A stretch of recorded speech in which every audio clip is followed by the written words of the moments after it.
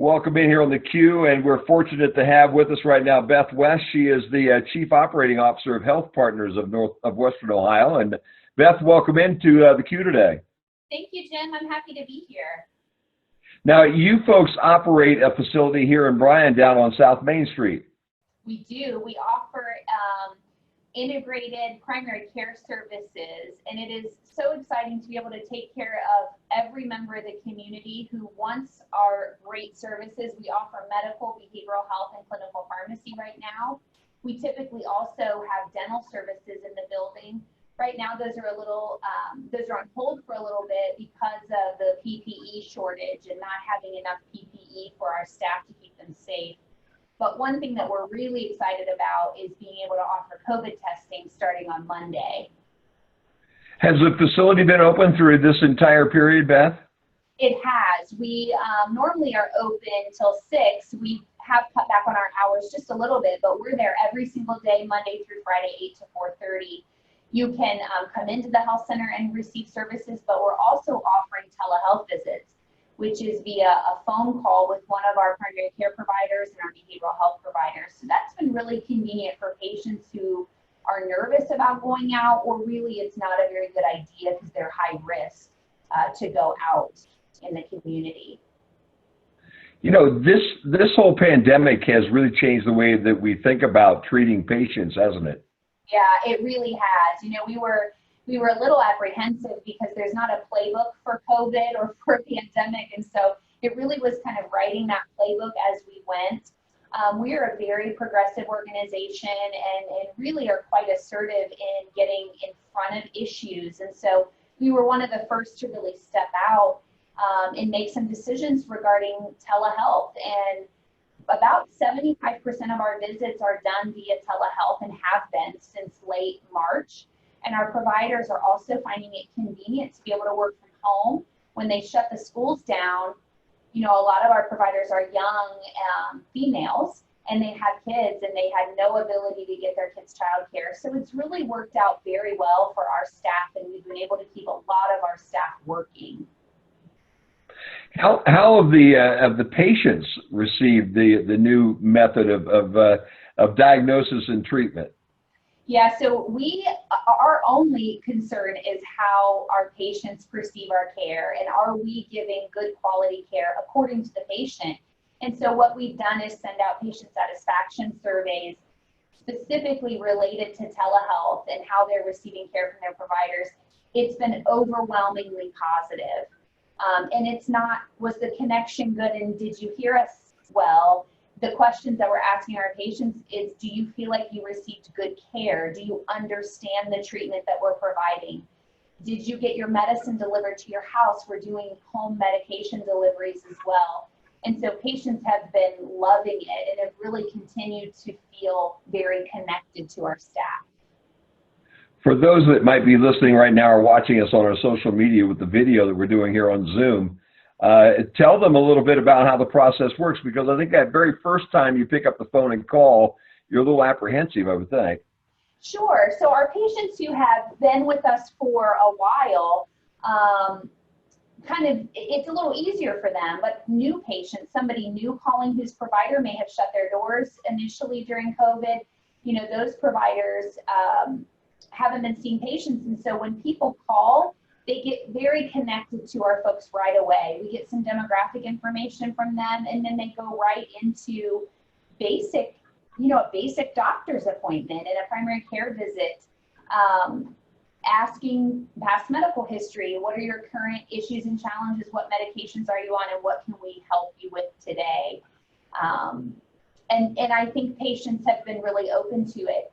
The great thing is, for some patients who may be dealing with substance use disorder challenges, they feel really comfortable on the phone. There's almost that anonymity that they get with that provider, and they can feel less kind of judged, if you will. They feel a little more comfortable being open and sharing and being honest. And we've had a lot of people come and access care who normally wouldn't have during this time.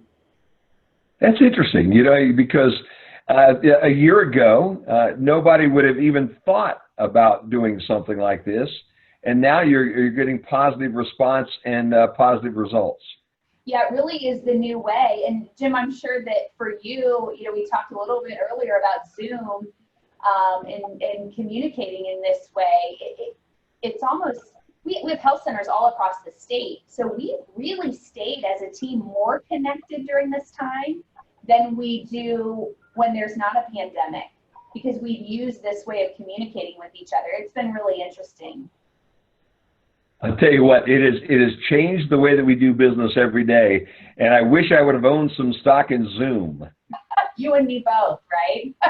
Yeah, no doubt, no doubt. So most of these calls now, when you say telemedicine, are just phone calls, or are you using video calls as well? We have a couple of providers who are a little more tech savvy, and they are able to then connect with patients who are a little more tech savvy over video. Most of our telemedicine visits, though, are telephone. We do have a few providers that are doing video, but our providers who are on the telephone have often then kind of escalated that care, if you will, up to a video, or they've said to the patient, you need to go into the health center in your community, because all of our health centers within the communities are still open.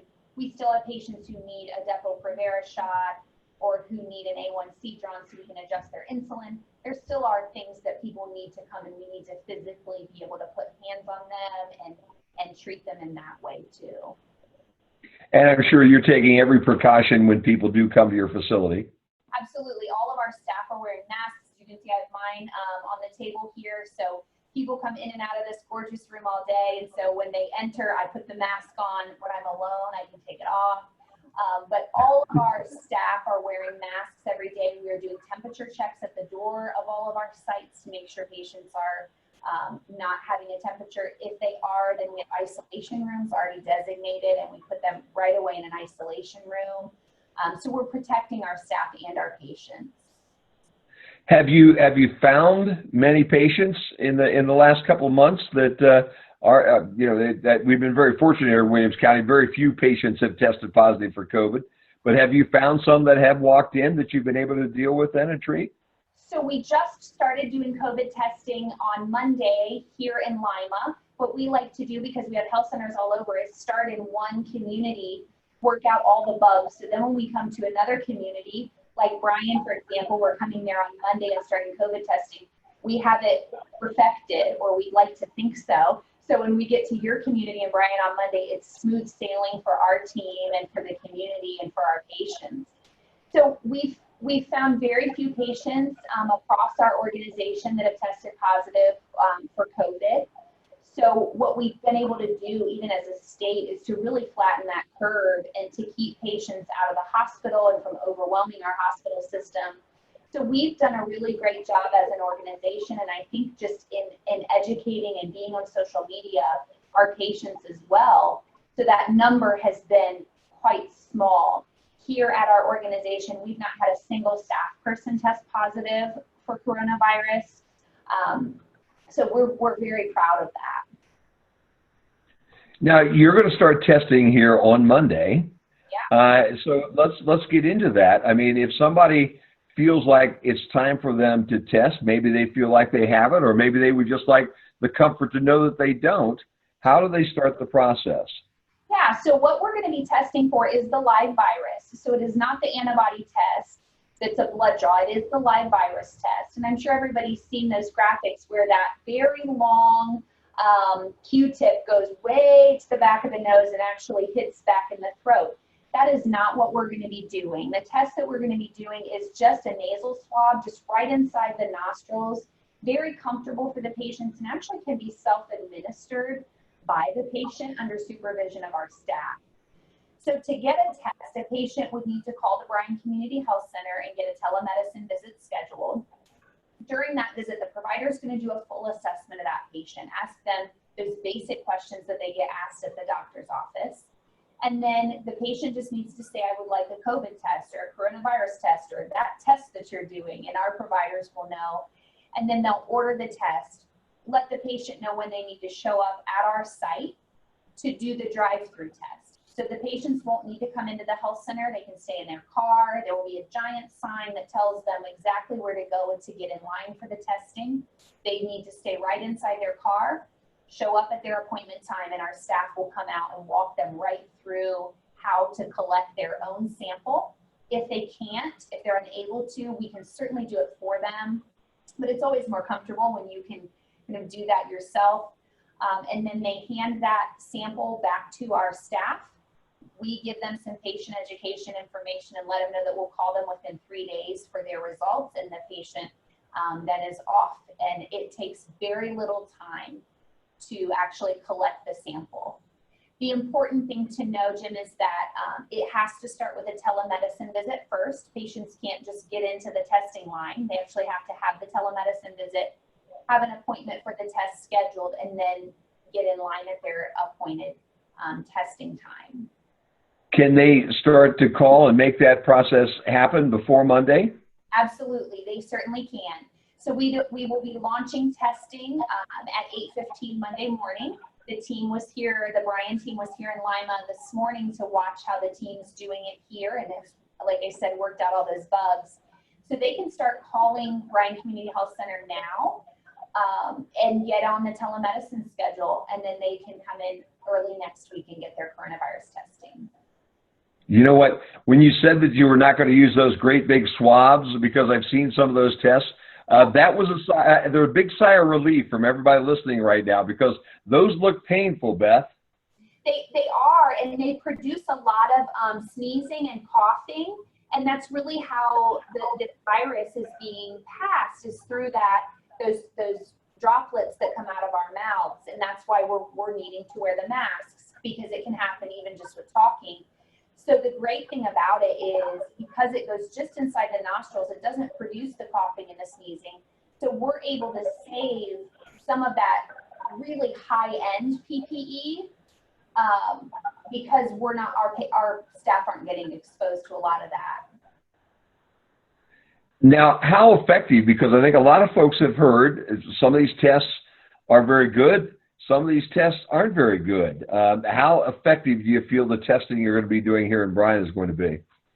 So as of yesterday, I haven't gotten the numbers today and done my debrief with the Lima team today, but as of yesterday, we got 9 results back already. All of them were negative.